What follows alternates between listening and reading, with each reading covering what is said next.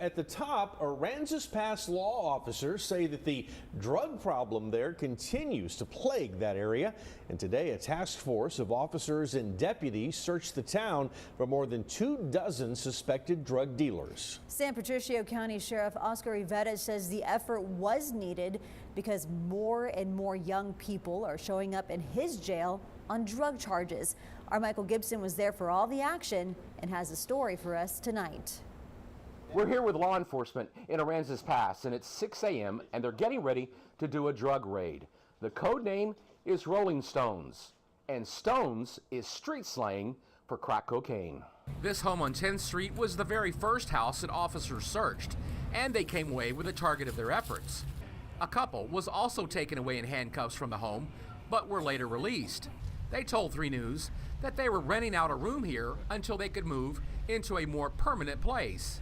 They said they did not know anything about drugs in the house and were now going to leave immediately.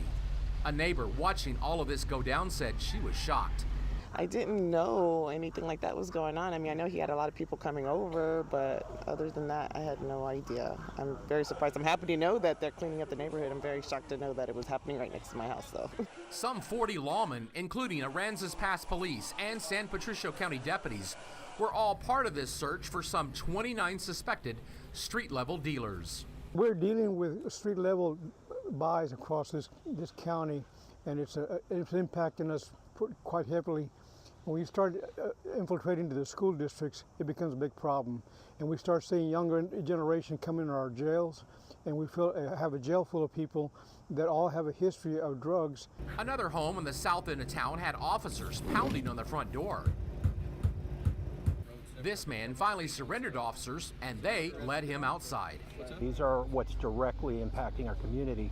We will go anywhere the drugs originate and are coming from. Now, if it rises to that federal level, I've got officers assigned to the DEA that work directly in there. Once the suspects were rounded up, they were taken back to the police station to be processed and then taken to the San Patricio County Jail.